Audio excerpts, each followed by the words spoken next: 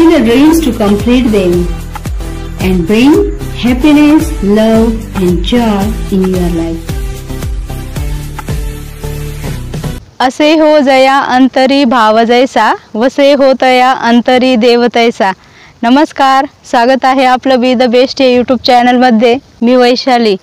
तर आज आपण बघणार आहोत की आपण आयुष्यात आनंदी आणि समाधानी कसं होणार. तर त्यासाठी फक्त दोनच गोष्टी महत्त्वाच्या आहे, ज्या केल्या तर तुम्ही एकदम हायर स्टेट ऑफ हॅपीनेस किंवा तुम्हाला जे हवं ते सर्व मिळत राहील.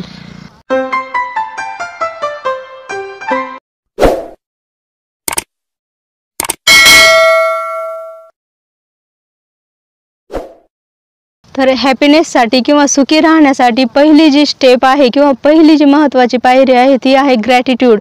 तर यापूर्वी आपण याच्यावर एक व्हिडिओ बनवलेला आहे. ग्रॅटिट्यूड म्हणजेच ग्रेटफुलनेस किंवा थँकफुलनेस. आपण आपल्या आयुष्यात प्रत्येक ज्या गोष्टी आपल्याला मिळतात त्यासाठी थँकफुल असलं पाहिजे किंवा आभारी असलं पाहिजे. मग कुठलीही छोटीशी गोष्ट असेल, आता तुम्ही बघताय निसर्गात एकदम छान वातावरण आहे, सूर्य दिसतोय आणि हे सर्व वातावरण आपल्याला बघायला मिळतंय किंवा एवढं सुंदर एन्व्हायरमेंट आपल्याला देवाने किंवा युनिव्हर्सने दाखवलं तरी आपण त्याबद्दल थँकफुल राहू शकतो. मग आपण त्यासाठी थँक्यू म्हटलं पाहिजे. Thank you universe for giving me such a lovely surrounding.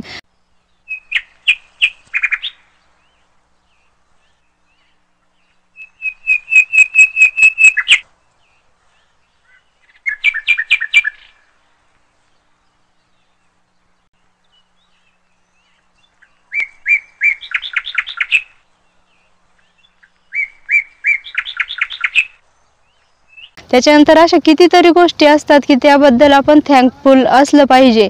म्हणजे आपलं असणं किंवा आपल्याला जे देवाने दिलंय गुण दिसणं किंवा अजून आपल्याला ज्या फॅसिलिटीज आहेत, तर ह्या सर्व गोष्टींबद्दल आपण थँकफुल राहिलं पाहिजे.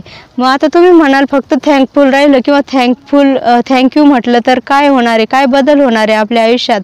तर आपण कुठल्याही एखाद्या गोष्टीला जेव्हा थँक्यू म्हणतो तर ते आपण मनापासून म्हणतो, तेव्हा आपल्या मनात एक आनंद असतो किंवा त्या वेळेत आपल्या मनात दुसऱ्याविषयी कोणाविषयी द्वेष किंवा राग अशा कुठल्याही भावना नसतात आणि ते आपण जे म्हणतो ते प्युअर इंटेन्शननी म्हणतो. आणि जेव्हा आपण प्युअर इंटेन्शननी म्हणतो किंवा एकदम आनंदी राहतो तेव्हा युनिव्हर्स पण आपल्याला त्या आनंदात सामील होतं आणि आपल्याला तसंच सराउंडिंग परत देतं. आपण थँक्यू म्हणत राहिलो तर देव आपल्याला अजून असे काही चान्स देईल की आपल्याला आपोआप आपल्या मनातून थँक्यू किंवा आभारी आहे असं शब्द निघत जातील. कारण निसर्गाचा एक नियम आहे, आपल्याला जे हवं ते देतो. मग आपण जर प्रत्येक गोष्टीत रडत राहिलो किंवा कंप्लेन करत राहिलो तर त्याला असं वाटेल की आपल्याला हेच हवं आहे, कुरकुर करणं, रडणं. मग तो परत म्हणेल हॅव मोर आणि आपल्याला तेच भेटत राहील. त्याऐवजी जर आपण प्रत्येक गोष्टीत आनंदी राहिलो आणि प्रत्येक गोष्टीत आभार व्यक्त करत राहिलो तर निसर्गाला वाटेल की आपल्याला आभार मानायला आवडतात आणि तो आपल्याला तेच चान्स देत राहील. तर साधी एक गोष्ट आहे, आपण समजा बसमध्ये प्रवास करतोय तर वेळेवर कंडक्टरनी बस थांबवली, आपल्याला दरवाजे उघडून बसमध्ये घेतलं तरी आपण त्याचे थँकफुल राहिलं पाहिजे, त्याचे आभार मानले पाहिजे. एखादा म्हणाल ही त्याची ड्युटीच आहे, थांबवलं तर काय झालं. पण जेव्हा आपण त्याचे आभार मानतो तेव्हा आपल्या मनात एक वेगळा आनंद असतो किंवा तेव्हा आपलं मन प्युअर असतं आणि आपल्याला असे अजून चान्स मिळत राहतं. मग पुढे जाऊन एखादा आपल्याला जागा देईल, मग त्याच्यासाठी आपण थँकफुल असलं पाहिजे, थँक्यू म्हटलं पाहिजे. आणि असं करत करत आपण जीवनात इतकं म्हणजे थँक्यू म्हणत राहिले तर तुम्हाला इतके आनंदाचे क्षण आणि थँक्यू म्हणायचे किंवा आभार व्यक्त करण्याचे इतके तुम्हाला चान्स येतील की ते तुम्हालाही कळणार नाही कसं तुम्ही आभार मानत तुमचे स्वप्न पूर्ण होतील. So always be thankful for everything which you have and which you love or like.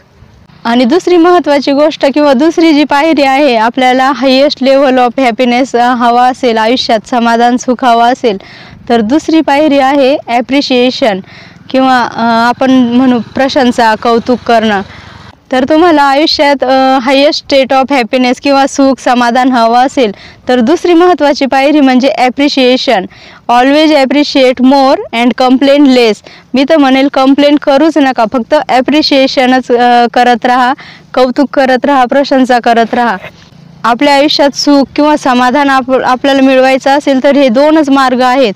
मग आता तुम्ही म्हणाल प्रशंसा करून काय होणार आहे, तर सपोज माझ्या हातात एखादं फूल आहे गुलाबाचं आणि त्याच्याकडे पाहण्याचा माझा दृष्टिकोन कसा असेल किंवा अजून 1-2 जणांनी त्याच्याकडे बघितलं तर ते कसं बघता हे आपण बघू. असे हो जया अंतरी भाव जैसा, वसे हो तया अंतरी देव तैसा. आता मी हे फूल बघितल्यावर मी काय म्हणेल, wow, so beautiful, so lovely, thank you universe for giving me such a flower. तर हे माझं त्याच्याकडे बघण्याचा दृष्टिकोन झाला किंवा मला ते फूल, त्या फुलात सौंदर्य दिसलं, प्रेम दिसलं. पण त्याऐवजी दुसरा एखादा माझा मित्र आला आणि त्याला म्हटलं बघ किती छान फुल आहे, मग तो म्हणाल त्यात काय एवढं, किती असतात निसर्गात फुलं. तर तिसरी व्यक्ती आली, त्याला मी हे फुल दाखवलं, बघ किती छान फुल आहे, तर तो काय म्हणाल त्यात काय एवढं, आमच्या घरी तर किती पण आहे. असं म्हणजे त्याला त्याच्याविषयी काहीच नवल वाटणार नाही किंवा त्याचं सौंदर्य त्याच्यात दिसणार नाही. आपण म्हणतो ना, beauty lies behind the eyes of beholder. तर हे फूल जे आहे ते आहे तसंच आहे. त्याच्यात कोणी नाव ठेवलं किंवा त्याची प्रशंसा केली तर त्याच्यात काही बदल होणार नाही. ते चांगलं असेल किंवा वाईट असेल, ज्या स्थितीत आहे त्या स्थितीत राहील. पण मी त्याच्याकडे वेगळ्या दृष्टिकोनातनं बघितलं, मला ते आवडलं. कारण माझ्या त्याच्याकडे बघण्याचा दृष्टिकोन वेगळा आहे. माझ्या दृष्टीत प्रेम आहे, माझ्या मनात प्रेम आहे, म्हणून मला ते फूल छान दिसलं, लवली दिसलं. त्याच्यानंतर दुसरा जो मित्र आहे त्याला त्याच्याविषयी काहीच वाटलं नाही. म्हणजे त्याचा जीवनाकडे बघण्याचा जो दृष्टिकोन आहे तो एकदम निरुत्साही आहे किंवा जीवनाकडे तो सकारात्मक पद्धतीने बघतच नाही, कंटाळलेला आहे. त्याच्यामुळे त्याच्यात विशेष असं काही दिसलंच नाही.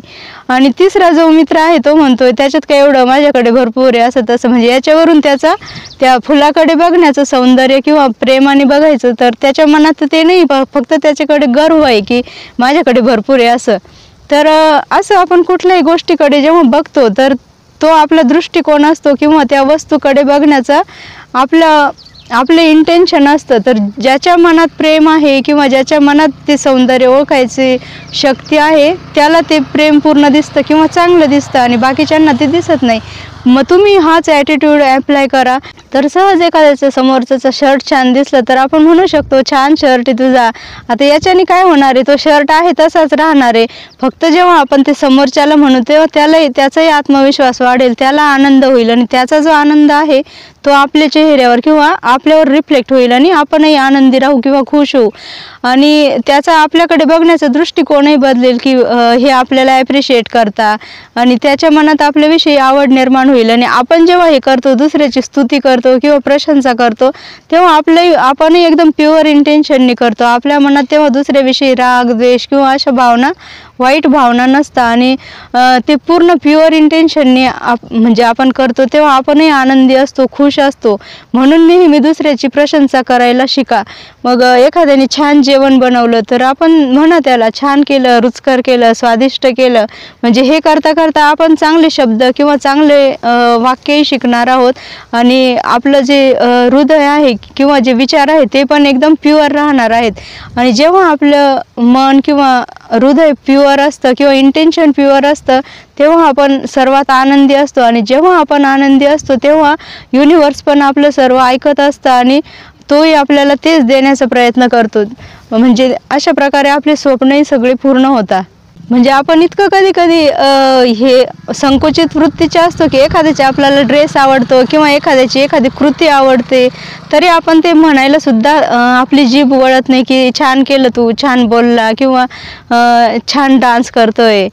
तर हे सगळं सोडून आपण जर मोकळ्या मनाने दुसऱ्यांना ॲप्रिशिएट केलं तर आपल्यालाही लोक ॲप्रिशिएट करतील किंवा आपण हॅपी राहू. आणि जेव्हा आपण हॅपी राहू तेव्हा आपल्याला सर्व मिळत राहील, सर्व आनंद मिळत राहील, आपले स्वप्नही पूर्ण होत राहील. कारण देवाला किंवा युनिवर्सला पण आपण आनंदी असावं असंच वाटतं. मग आपण एखादा लहान मुलगा रडत असलं तर त्याला चॉकलेट देत नाही, त्याला आधी काय म्हणतो, तू शांत राहा, तो हसला तर तुला चॉकलेट देईल. मग तसंच निसर्गाचं आहे, जेव्हा आपण हॅपी असू किंवा आनंदी असू तेव्हाच ते आपल्याला आपले स्वप्न पूर्ण करून देतं किंवा हवं ते देतं. पण आपण वेगळंच करतो. आपण आधी म्हणतो देवा मला हे दे मग मी खुश राहील, देवा माझं असं स्वप्न पूर्ण कर तेव्हा मी खुश होईल. आणि जोपर्यंत तुम्ही खुश राहत नाही तोपर्यंत तुम्हाला काहीच भेटत नाही. तर म्हणजे माझं तरी हे आनंदाचं एकमेव गुपित आहे, ग्रॅटिट्यूड आणि ॲप्रिशिएशन. तुम्ही एकदा ट्राय करून बघा. Be thankful for which you have सर्व गोष्टींसाठी तुम्ही आभारी राहा, आभार व्यक्त करत राहा. ही चांगलं हॅबिट आहे, हे तुम्ही सवयी लावून घ्या. प्रत्येक गोष्टीला थँक्यू म्हणून बघा आणि बघा तुम्हाला 1-2 दिवसातच त्याचा म्हणजे लगेच इफेक्ट कळेल. आणि ॲप्रिशिएशनचं तसंच आहे, ॲप्रिशिएट करत राहा. बघा तुमचंच मन प्युअर होईल, आनंदी राहील आणि तुम्हाला अजून आनंद किंवा अजून ॲप्रिशिएशनचे थँकफुलचे चान्स मिळत राहील. तर अशा प्रकारे प्रत्येक गोष्टीसाठी आभार व्यक्त करत राहा आणि शक्य होईल तेवढं ॲप्रिशिएशन किंवा कौतुक प्रशंसा करत राहा आणि आपलं जीवन आनंदी आणि सुखी बनवा. तर व्हिडिओ आवडला असेल तर लाईक करा, कमेंट करा आणि चॅनलला सबस्क्राईब करा. भेटूया अशाच एका नवीन व्हिडिओत पुढच्या वेळेस. तोपर्यंत नमस्कार.